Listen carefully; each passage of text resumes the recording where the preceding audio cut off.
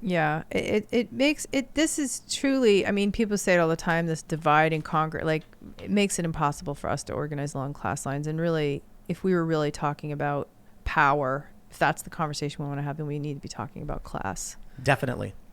I see it. It's really interesting. Donald Trump called for $2,000 checks for everybody in the stimulus, and it was the Republican Party that said no. And it shows you that Donald Trump really was an insurgent in the Republican Party. They did not like what he had to offer. And then after Donald Trump says $2,000 checks, Joe Biden's like $1,400. You know, he's like, okay, so we already gave you the $600. We're only going to give you $1,400 right now. But there's something interesting about Trump supporters and left populists in that I don't think Trump supporters care all that much about billionaires. I think there's certainly a conservative argument against giving the government too much power. So when they talk about wealth taxes, right, it's a big thing we see on the left, the Bernie Sanders crowd. They want a wealth tax. You know, I thought about this. Are you familiar with the wealth tax? Is that Yang?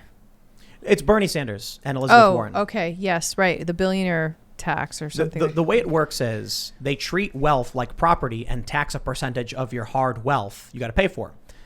Now, I've been very critical of this because it makes literally no sense. You know, Jeff Bezos, for instance, I think his total income from Amazon is like $1.3 million per year. His net worth, however, is like 160 billion or whatever or more at this point because Amazon's, gaining a lot of value because of the pandemic. But he can't sell that stock. There's like thresholds and contractual agreements to where he can finally liquidate some of those assets. That means what? If they implement this wealth tax, they're like Bezos will pay, $3 billion a year, but he's worth, 100 and something billion.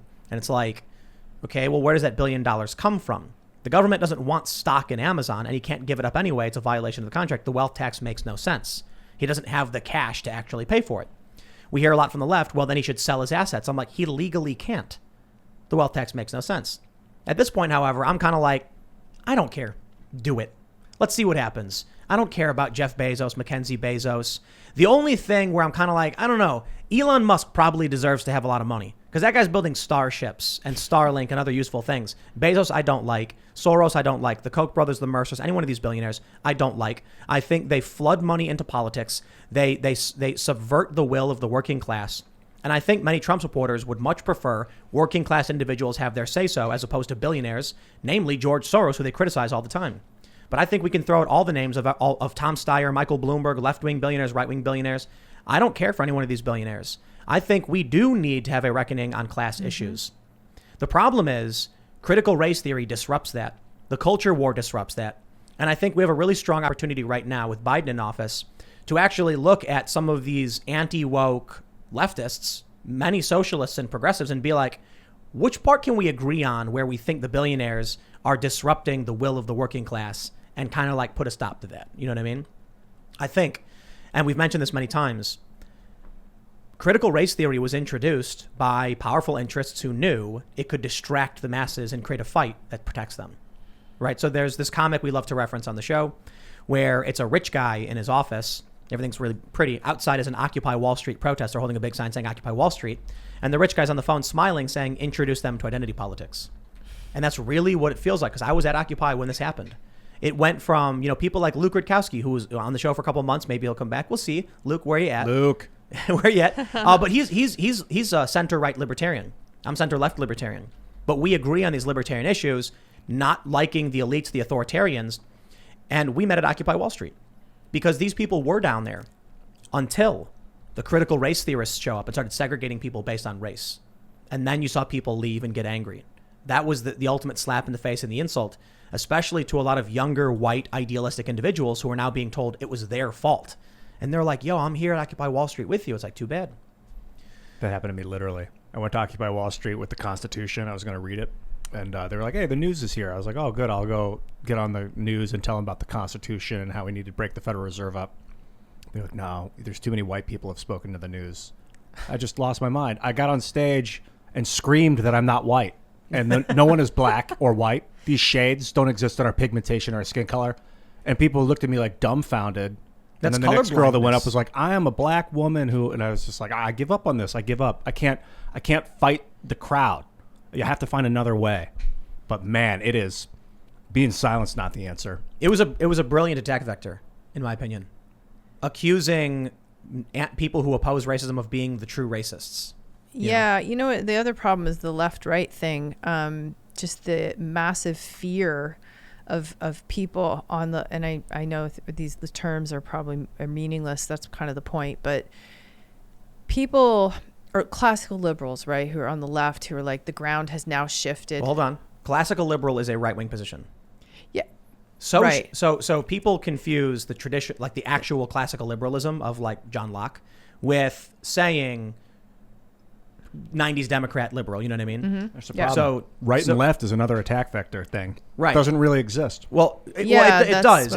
Yeah. It They use does. those words to divide But the us. colloquialisms of left and right are confused and meaningless. So there's social liberalism, which is like Democrats in the 90s, slightly That's left. what I mean. Social liberalism. Right. Like, it's so okay. This is the liberalism of like Martin Luther King Jr. Expanded civil rights, civil rights protections, and social programs. But social liberalism is not social democracy or democratic socialism or socialism. Social liberalism is like center left, meaning some programs sometimes. And then classical liberalism is like not that many programs, but maybe a little that's bit. right. Classical liberalism is like smaller government. Yeah, right? it's very much like libertarianism. Yeah. And then social liberalism is you think we should have the 1964 Civil Rights Act. You think unemployment benefits and a social safety net is a good thing. I believe all of those things. I just think conservatives have fair criticisms of these programs in that they become bloated, congested, and corrupt over too long. And so we need to reassess. I think and liberal fix these. and conservative is another attack vector thing dividing us, because I'm both. Yeah. Yeah. Right. Yeah. It really, and I see there's so many people. I mean, like, I know you all know this well, but I was still a little surprised when I went on Tucker Carlson. You know, I made my video and I said in my video, I'm a lifelong liberal. And I went on Tucker and Tucker's like, lifelong liberal, Jodi Shaw. How many emails I got afterwards saying, you know, I was with you, but then you went on Tucker. And he's right wing, so I'm not with you anymore, even though my message had not changed at all. And so that's when I realized this is a big problem, is that people who otherwise would be able to see this stuff in their midst, the CRC stuff, and be like, well, this is wrong, but they're still kind of confused. If they're so scared of, if they go off the script, of being associated with the right, and that fear is so big. I mean, it's like an epithet to be called right wing to some liberals. Identity politics. To say I am a fill in the blank is identity politics. To say I am center is identity politics. I am left, identity. I am a Democrat, identity. That's identity crap. Yes, we need to drop it. There's a quote from Andrew Breitbart that I think you should hear. I wonder what your opinion is on Andrew Breitbart. I don't know. Yes, he Breitbart magazine, right? Steve website Bannon. he passed some years ago, but he said, "Walk toward the fire. Don't worry about what they call you. All those things are set against you because they want to stop you in your tracks. But if you keep going, you're sending a message to people who are rooting for you, who are agreeing with you. The message is that they can do it too." Love it. There was another quote which was either a derivative of this or spawned from it, where that, you know, I've often misattributed to Breitbart, but it's similar. Walk towards the fire. People think that once you get to the fire, you'll be burned, but in reality, you'll pass through and see freedom on the other side. Yeah, I've heard that quote before. That's true. I Right. think that I've experienced that. So these people are scared, and there's a lot of like moderate leftist personalities and hosts. I shouldn't say leftist, like traditional and classical liberal types that are absolutely terrified of finding themselves in league with conservatives. Yes. But if you live that way, then you're living on your knees. So I don't care. I had there's probably some hit piece coming out about me soon probably. And I get this thing where they're like, Tim Pool has hosted Alex Jones and Enrique Tarrio. And these people, they like to do this thing where they're like, here's a photo of Tim Pool sitting down at a bar with the alt-right. And I'm like, uh-huh. And I don't care. I really don't. They come at me and they're like, can you explain this photo, Tim? Yeah, I talk to people. That's about it. I'll talk to whoever I feel like talking about. I don't care about what they call me. I don't care about what they think. I literally do not care. I just don't. And if you do, you are being held back because they have no control over you. They don't. Now, look, I get it. I think there's a lot of people who are like, I don't want to lose my job. I'm comfortable. But if you think keeping your head down will keep you safe, you are wrong. They will come for you eventually. I mean, you kind of explained that in your story before where you thought if you just went along with things and kind of kept your head down. Is that, that's how you felt? Yeah, they will come for you. I mean, you can't, it's getting to a point where it's compelled. I mean, look at the Clark v. Democracy. That's about compelled speech. We are now not talking about like suppression of speech. We're talking about you're going to be asked to say things that you do not necessarily believe in as a continued condition of your employment or you're getting a good grade. You're going to lose your job unless you bend the knee. So if you would rather live on your knees than fight on your feet, well, then so be it. That's what you deserve, and it's what you want, and far be it from me to criticize you for doing it. No, you should criticize because that lends to the problem. It exacerbates the problem. No. Don't do it. Listen, I'm not here to recreate the environment they've created. They want to create this environment where they terrify you into dropping to your knees. I don't want to create an environment where you're terrified of my side.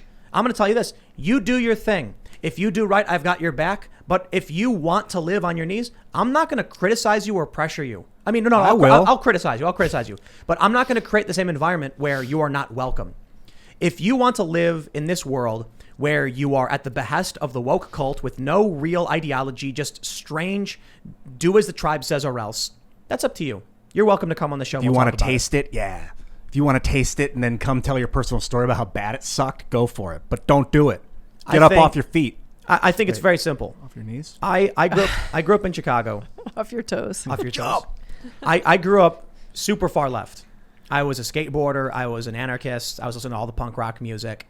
And then like I thought I hated the system. I had been messed with by cops before. So I was all just like, cops are corrupt. The system is broken. It's terrible. The war machine. And then I got older and realized there's nuance and ways to deal with these problems. But having grown up kind of in not necessarily the gutter, but in a sense, guttery conditions. I've also been homeless a couple times. There's nothing anyone can take from me. I don't care.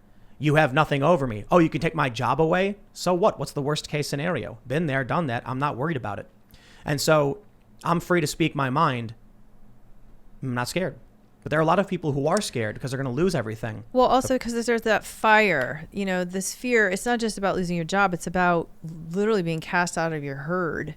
And I think that's partially, I'm smirking. I think partially that's why this ideology is so effective. It hooks into this. That's a primal fear. Like getting cast, you're going to get eaten by a lion. Exactly. Humans are social. Shaming. Yes. We are social creatures and we survive with cooperation. So when you're out on your own, you are in a very risky position. But together, we're strong. The threat is you will be excised. Well, let me tell everybody who's listening. There's very clearly an infrastructure built where you will survive opposing the cult of wokeness. We're all here. We're having a good time. In fact, I got to tell you, I'm doing all right for myself. I love when they try claiming grifter, right? I'm sure they call you a grifter because you raised all this money. Yes. What's easier? Losing your job, freaking out your friends, becoming a social pariah in your industry, in your community, or going along, pushing the narrative and just milking it for all it's worth? What's safer? Being a woke neoliberal leftist promoting Joe Biden and the Democrat message to make money on the platforms that you have no risk of being banned for, or challenging the system and facing a real risk of getting your shows deleted every single day, or getting fired from your job and crossing your fingers that there will be people who agree with you to donate to your GoFundMe? They call you a grifter, yet at the same time, they do literally the same thing, plus they have institutional support. Not only do these woke leftists who try and pull some BS at schools, they've raised $80,000 in several instances, they've raised tens of thousands of dollars. They then get propped up by magazines, by newspapers. These same people can appear on Jimmy Kimmel and these late night shows. They're not going to do that for you. Tucker Carlson will. And then people will get freaked out. So which is easier? You want to talk about the real grift? It's the YouTubers who are on the left. It's the YouTubers who toe the party line and the establishment line, knowing they will never get banned for this and have nothing to worry about and can milk it for all it's worth, even when they put out fake news. The real risk, they call it the grift. They're only saying that because they want to stop you dead in your tracks, like Breitbart said. Now, speaking out against the establishment is risky as you can get because we know people get banned, they get shut down. I mean, GoFundMe froze your account for an administrative reason, mind you. But GoFundMe has deleted the fundraisers for many conservatives. It's not a grift. Yeah, it's interesting though how it gets framed. You're talking about these other YouTubers, these social justice warriors. They frame it as if they're counterculture, or they're fighting against the power, and it's like I don't know if it's hard for me to believe that they don't understand that they are part of the power, that this is the establishment. They are literally the power. Thanks for checking out this clip from the Timcast IRL podcast. If you want to see the full show, come back to this channel, youtube.com/TimcastIRL, Monday through Friday at 8 p.m., where you can leave comments and super chat, and we actually will read your comments on the show. Don't forget to like, share, subscribe. And if you want exclusive members-only content, segments you can't get anywhere else, go to timcast.com, become a member, and we even have full bonus episodes. Thanks for hanging out, and we'll see you all next time.